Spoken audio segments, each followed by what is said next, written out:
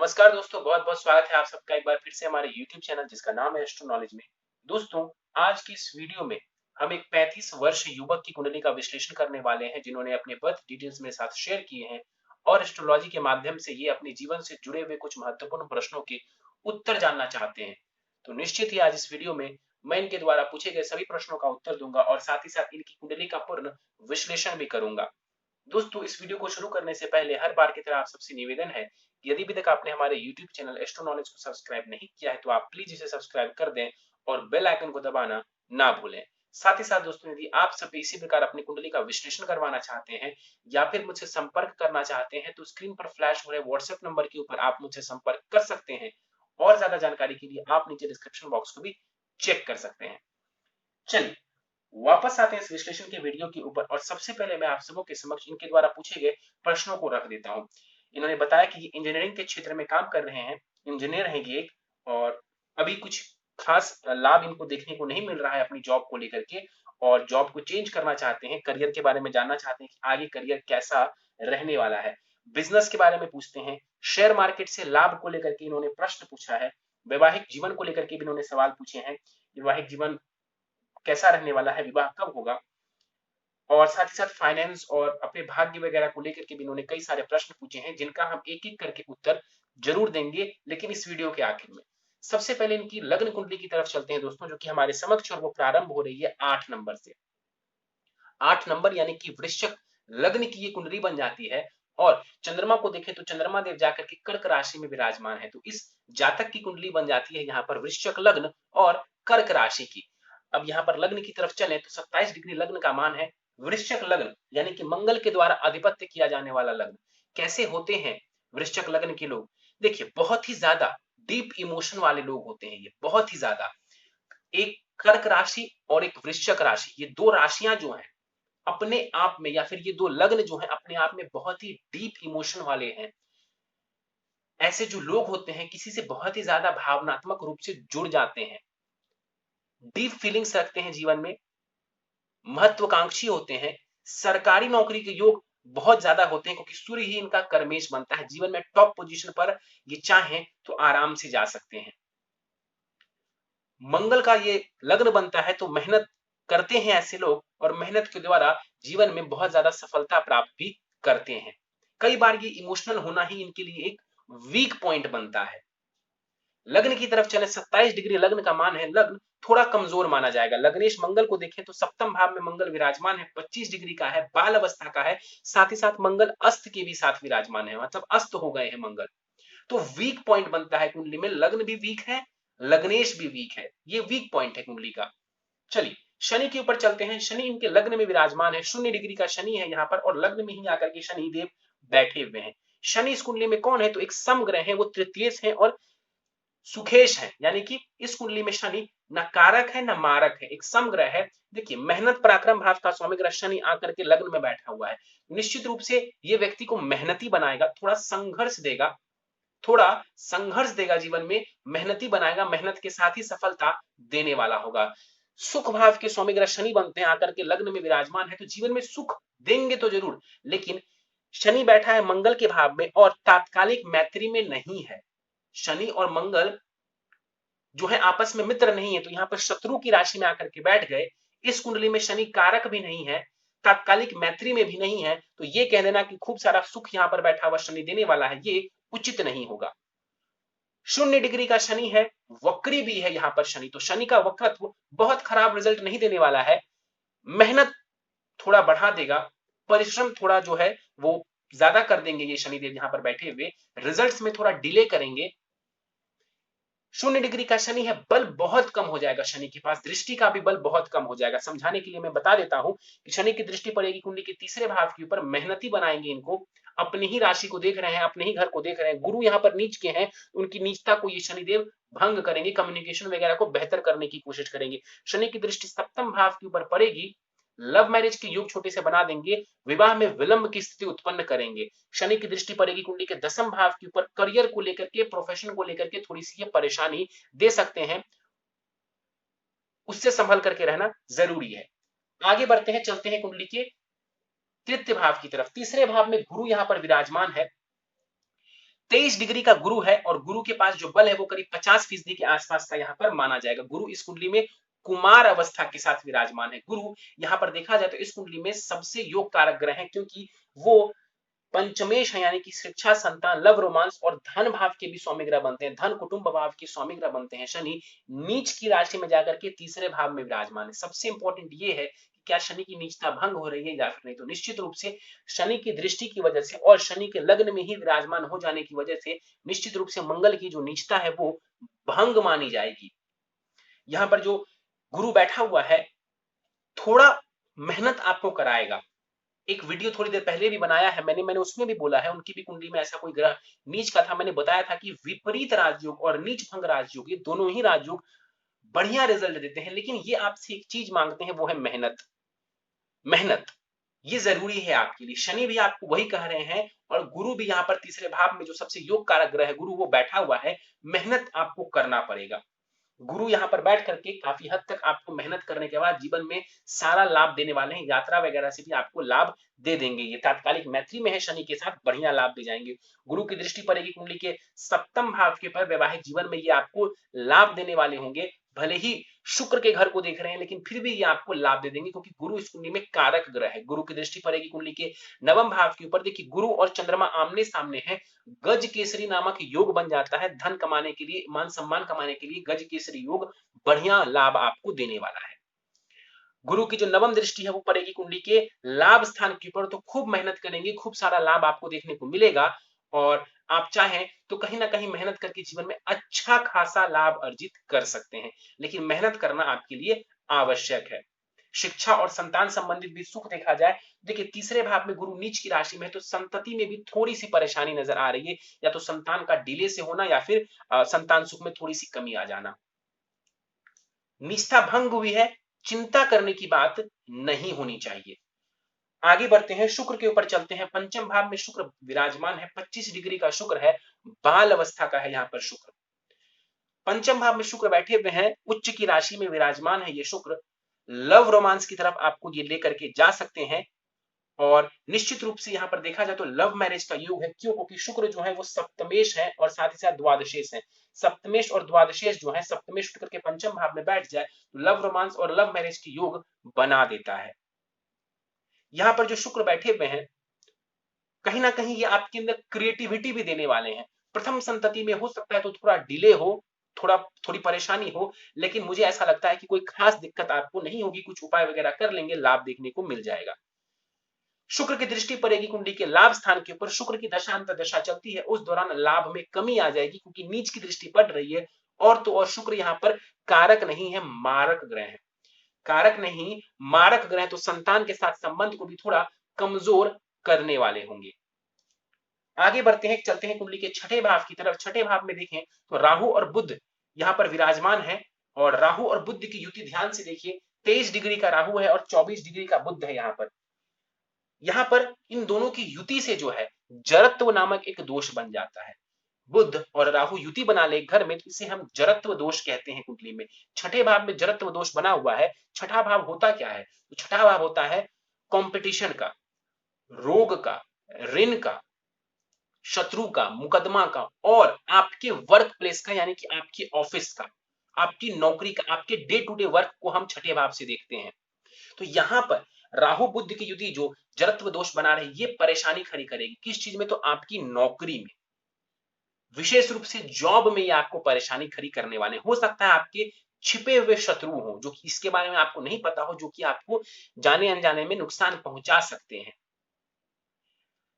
छठे भाव में देखिए राहु बुध की युति आपको स्वास्थ्य संबंधित परेशानी दे सकती है। स्किन डिजीजेस दे सकता है आपको, नर्व्स डिसऑर्डर दे सकता है आपको, उसका आपको ध्यान रखने की आवश्यकता है।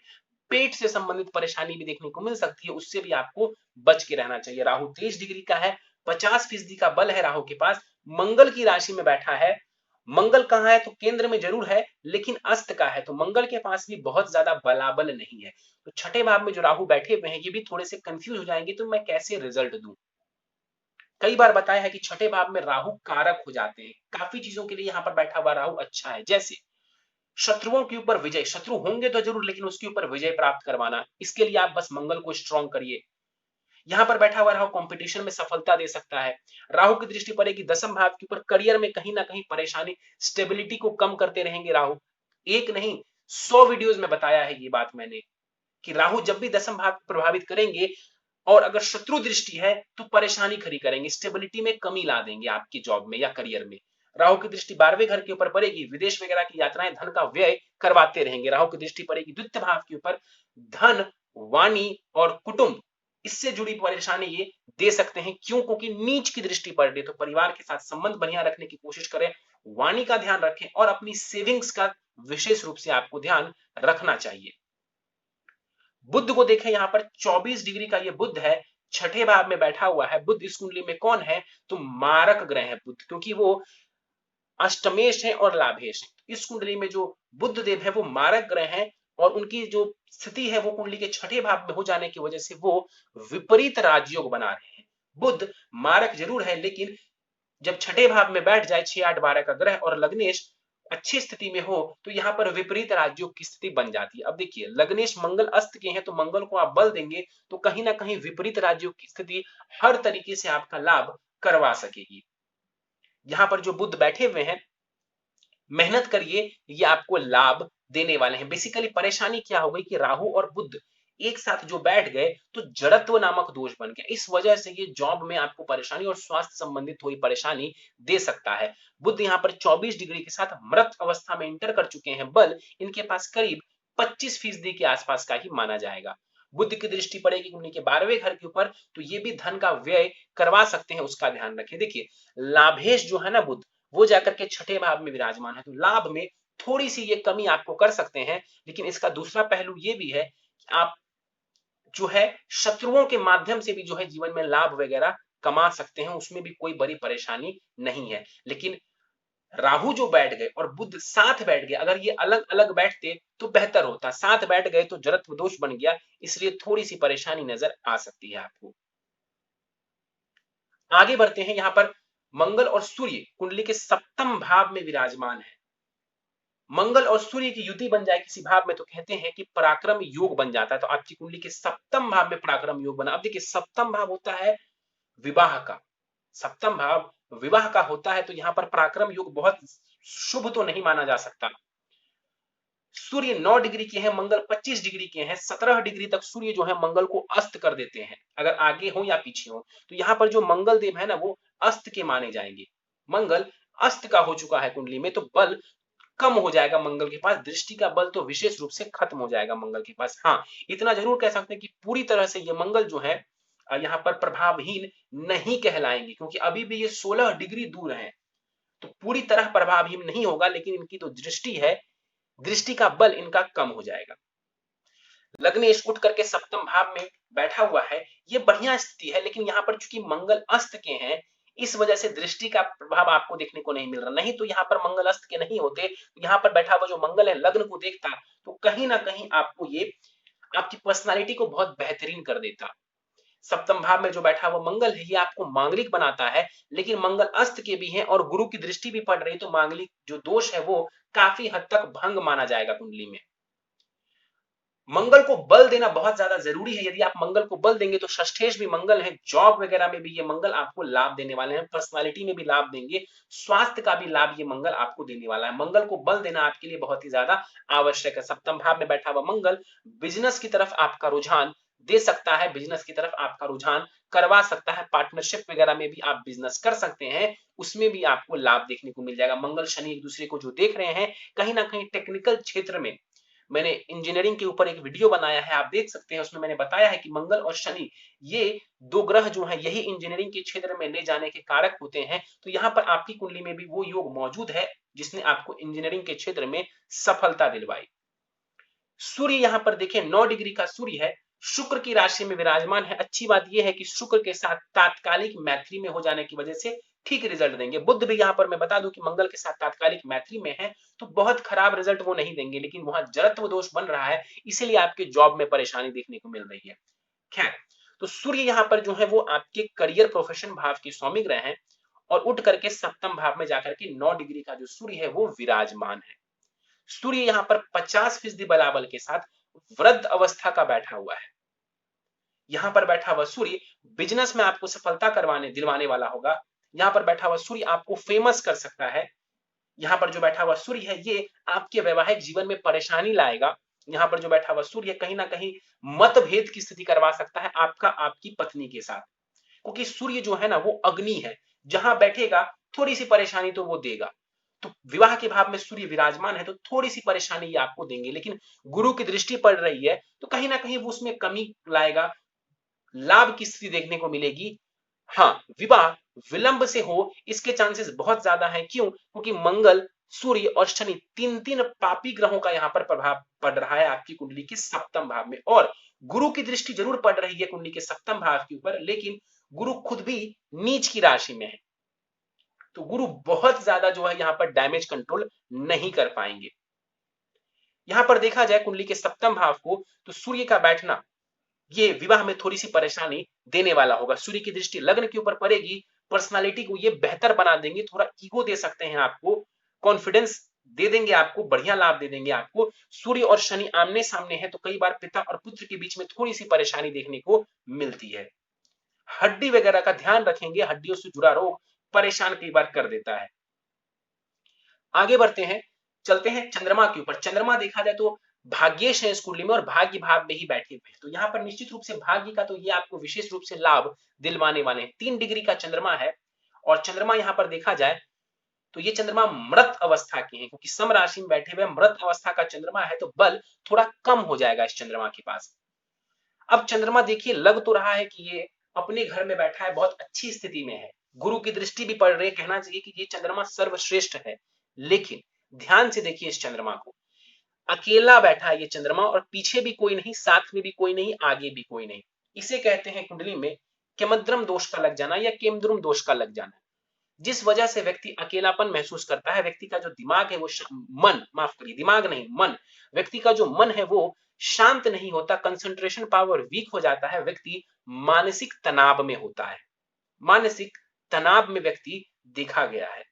तो निश्चित रूप से यहाँ पर चंद्रमा का बैठना बहुत अच्छी स्थिति नहीं कहलाएगा। चंद्रमा शनि के नक्षत्र का है, आपका जो चंद्रमा है वो शनि के नक्षत्र का है, ये भी एक छोटा सा वीक पॉइंट बन जाता है। हालांकि गुरु की दृष्टि काफी हद तक इसमें इसके दोष प्रभाव में कमी लाएगा, लेकिन गुरु भी कैसा है तो वो खुद भी नीच की राशि में है, तो चंद्रमा को बेहतर करने की आवश्यकता निश्चित रूप से यहाँ पर है। आपको चंद्रमा को थोड़ा बेहतर कर लेंगे तो मन आपका शांत हो जाएगा। भाग्य से जुड़ा लाभ वैसे भी यहाँ पर बैठा चंद्रमा आपको दे रहा है, उसमें कोई कमी नहीं है।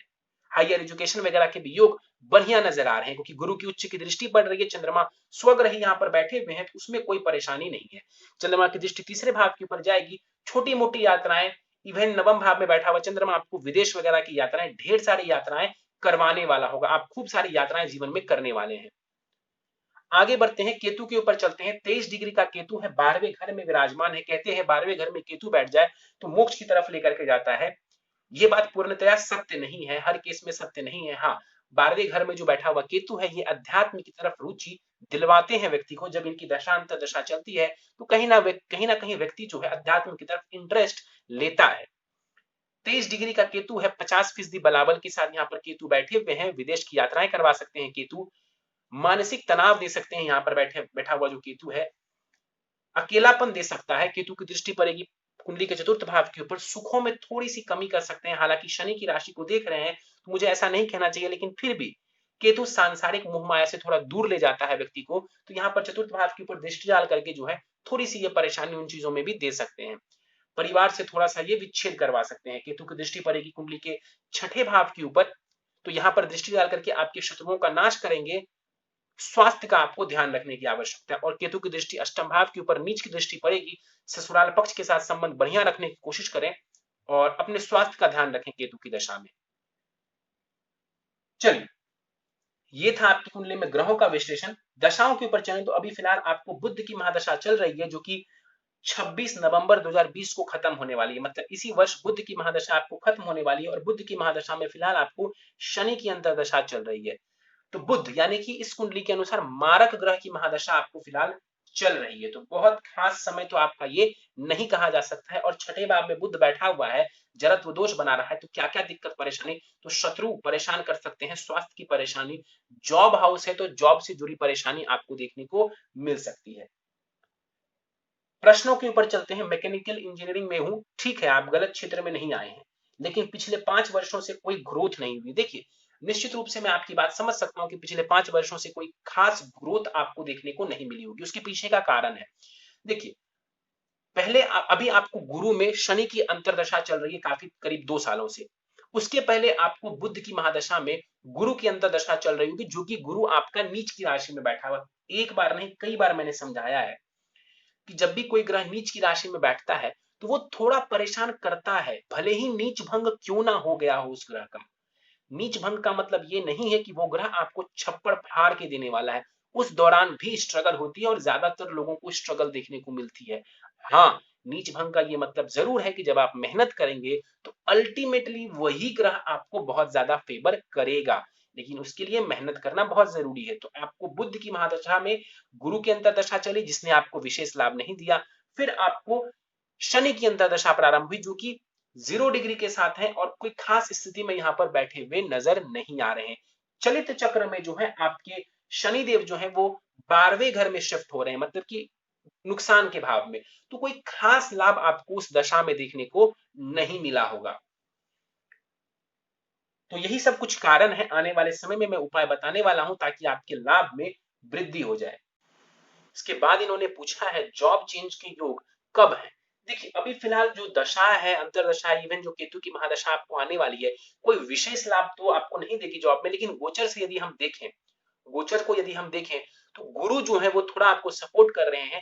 जुलाई से लेकर के आप जॉब के लिए ट्राई करिए। जुलाई से लेकर के नवंबर का जो समय है वो कहीं ना कहीं आपको जॉब संबंधित लाभ दे सकता है। लेकिन यदि आपको कोई मेजर चेंज चाहिए, बहुत बेहतरीन जॉब चाहिए, तो मुझे लगता है आपको नवंबर 2021 के बाद एक छोटा सा योग बन जाएगा, वहां से आपको लाभ जरूर देखने को मिलेगा। कब? तो नवंबर 2021 के बाद, अभी नहीं। अभी आप जॉब चेंज कर सकते हैं, लेकिन उसके योग छोटे हैं, बहुत ज्यादा बहुत बड़ा योग नहीं नजर आ रहा। हाँ, अगले वर्ष नवंबर के बाद योग कुछ बेहतर जरूर नजर आ रहे हैं।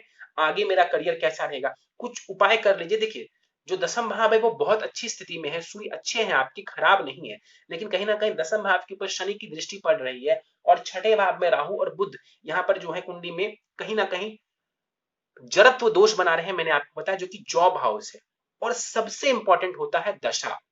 अगर दशा आपकी थोड़ी नेगेटिव चल रही है तो वो बहुत विशेष लाभ नहीं दे पाती है आपको। अभी मारक ग्रहों की महादशा आपको चल रही थी, इवन जो केतु की महादशा चलेगी तो कोई विशेष लाभ केतु आपको नहीं देने वाले हैं। हाँ, कुछ चीजों में वो लाभ कराएंगे, जैसे विदेश वगैरह की यात्राएं करवा सकते हैं वो, लेकिन फिर भी आपको अभी थोड़ा संभल करके रहने की आवश्यकता पड़ेगी।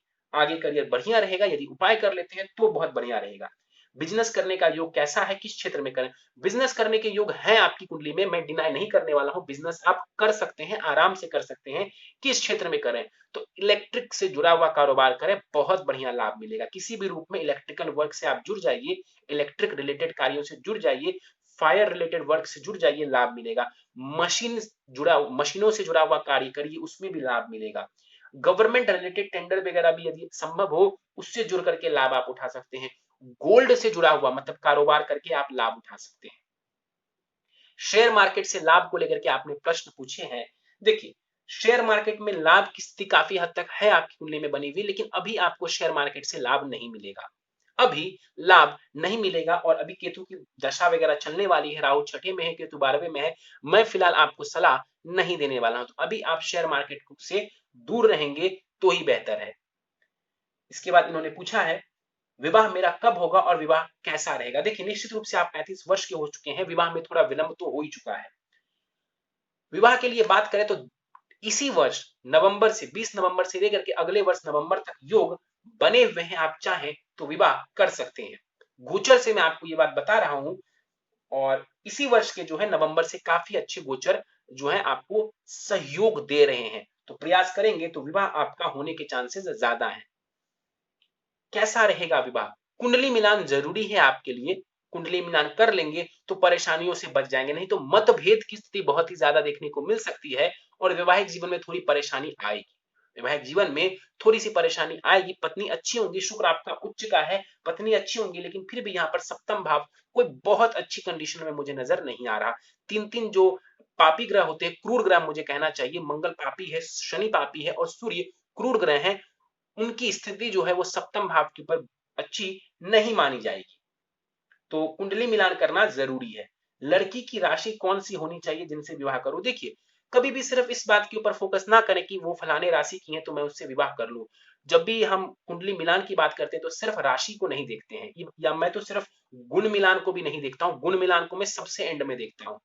तो सिर्फ ये कह देना कि फलाने राशि की है उनसे आप विवाह कर लीजिए, ये उचित नहीं है, ये उचित नहीं है। लेकिन हाँ, आप कर्क राशि के हैं, अगर आप मोटे तौर पर जानना चाहें तो आप कर्क राशि के हैं, तो चंद्रमा के जितने भी मित्र हैं, चंद्रमा ग्रह के जितने भी मित्र हैं, यदि उनकी भी राशि वैसे ही होती है तो निश्चित रूप से ग्रह मैत्री हो जाएगी। ग्रह मैत्री हो जाएगी गुण मिलान में, तो आपको निश्चित रूप से आप दोनों के विचार मैच करेंगे। तो चंद्रमा के मित्र कौन कौन है? तो मंगल है, गुरु है, सूर्य है।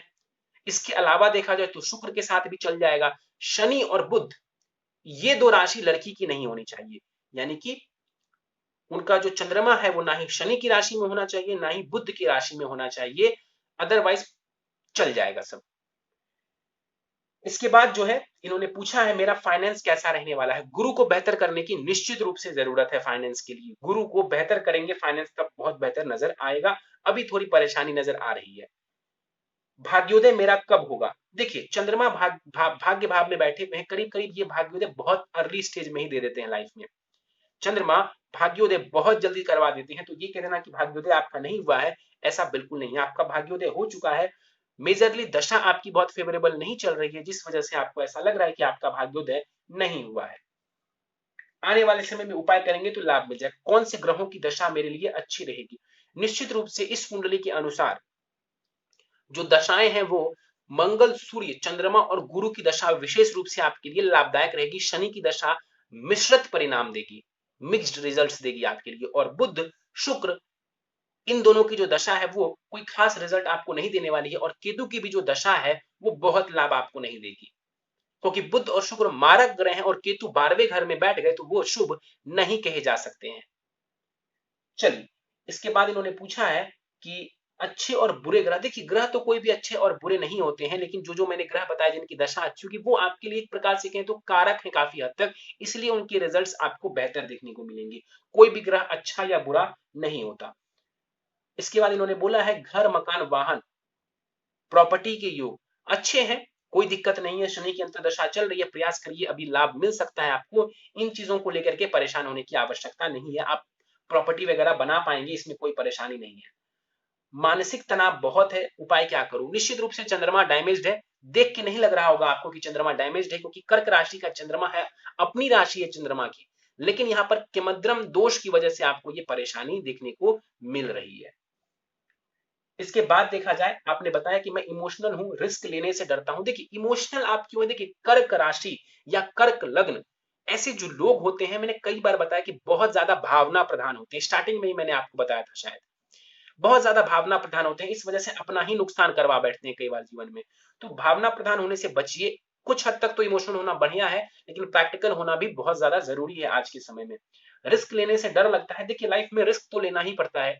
अच्छा समय देख करके, उपाय वगैरह करके आप रिस्क लीजिए, घबराने जैसी कोई स्थिति नहीं है। मेहनत करेंगे, रिस्क लेंगे, सफलता प्राप्त करेंगे। आखिरी में इन्होंने पूछा है अच्छी नौकरी, वैवाहिक सुख के लिए कौन से उपाय करूं? निश्चित रूप से ये सारे उपाय मैं आपको आखिर में देने वाला हूं। सीधे उपायों पर जाने से पहले आपकी जो नवमांश कुंडली है वो मेरे सामने है, और नवमांश कुंडली की ग्रहों की स्थिति मैं आपके सामने रख देता हूं। वहां पर भी देखा जाए तो राहु और बुध जड़त्व दोष बना रहे हैं, वीक पॉइंट बनता है। चंद्रमा और मंगल लक्ष्मी योग बना रहे हैं, वहां पर अच्छी स्थिति है धन के लिए। गुरु उच्च का है आपका, तो यहाँ पर जो गुरु नीच का नजर आ रहा है वहां पर उच्च का नजर आ रहा है। मेहनत करिए, ये गुरु आपको लाभ देने वाले हैं। मेहनत करेंगे, खूब सारा धन लाभ जीवन में आप कमा सकते हैं। सूर्य वगैरह की स्थिति भी वहां पर बढ़िया नजर आ रही है। शुक्र भी वहां पर अच्छी स्थिति में, तो शुक्र की जो दशा है ना वो आपकी बढ़िया रहने वाली है। परेशानी की कोई खास बात नहीं है। मारक ग्रह है, तो ये मैं नहीं बोलूंगा कि शुक्र की महादशा राजयोग दे देगी या फिर शुक्र की महादशा गोल्डन पीरियड जाएगा, लेकिन इतना जरूर है कि शुक्र की महादशा आपको लाभ करवाती रहेगी। केतु की दशा में थोड़ा सा मानसिक तनाव आपका बढ़ सकता है, इसका आपको ध्यान रखने की आवश्यकता है। चलिए, सीधे उपाय के ऊपर चलते हैं। प्रथम उपाय है आपके लिए मूंगा रत्न आपको धारण करना चाहिए, करीब 7 सवा 7 रत्ती का मूंगा दाहिने हाथ की अनामिका उंगली में शुक्ल पक्ष के मंगलवार के प्रातः काल को धारण करना है, सोने अथवा तांबे की अंगूठी में जड़वाकर।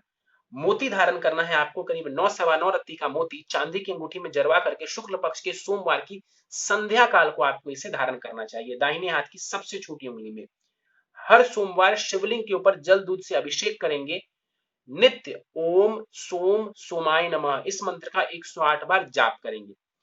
नित्य ओम ब्रीम बृहस्पति नमः इस मंत्र का भी 108 बार जाप करेंगे। हर गुरुवार को मंदिर जाएंगे, कोई भी मंदिर। नित्य गणेश अथर्व शीर्ष का पाठ करेंगे। केतु की महादशा में भी ये आपको बहुत ज्यादा लाभ देगा। केतु की महादशा में भी गणेश जी की पूजा उपासना आपको बहुत ज्यादा लाभ दे जाएगी। आखिरी उपाय आपके लिए जो कि विवाह से जुड़ा हुआ है, शुक्र का मंत्र दे रहा हूं आपको, ओम शुम शुक्राय नमः। नित्य आपको इसका 5 माला जाप करना चाहिए। यदि समय नहीं है तो आप 1 से 3 माला जाप करिए, लेकिन यदि समय हो तो 5 माला जाप आपको ओम शुम शुक्राय नमः का करना चाहिए। माता रानी के आगे या मां लक्ष्मी के आगे घी का दिया जला देंगे आप, और वहीं पर बैठ करके उनके सामने जो है आप ओम शुम शुक्राय नमः इस मंत्र का जाप करेंगे। निश्चित रूप से विवाह जो है आपका जल्द से जल्द हो जाएगा। चलिए, तो दोस्तों ये था इस 35 वर्ष युवक की कुंडली का विश्लेषण। मुझे उम्मीद है कि आपको हमारा यह कुंडली विश्लेषण का वीडियो पसंद आया होगा। यदि वीडियो पसंद आया तो आप इसे लाइक करें, शेयर करें। अभी तक आपने हमारा YouTube channel astro knowledge subscribe नहीं किया है तो आप प्लीज इसे सब्सक्राइब कर दें और बेल आइकन को दबाना ना भूलें। साथ ही साथ दोस्तों, यदि आप सभी इसी प्रकार अपनी कुंडली का विश्लेषण करवाना चाहते हैं या फिर मुझसे संपर्क करना चाहते हैं तो स्क्रीन पर फ्लैश हो रहे व्हाट्सएप नंबर के ऊपर आप मुझसे संपर्क कर सकते हैं। और ज्यादा जानकारी के लिए आप नीचे डिस्क्रिप्शन बॉक्स को भी चेक कर सकते हैं। इस वीडियो में फिलहाल इतना ही दोस्तों, आप सबका बहुत बहुत धन्यवाद।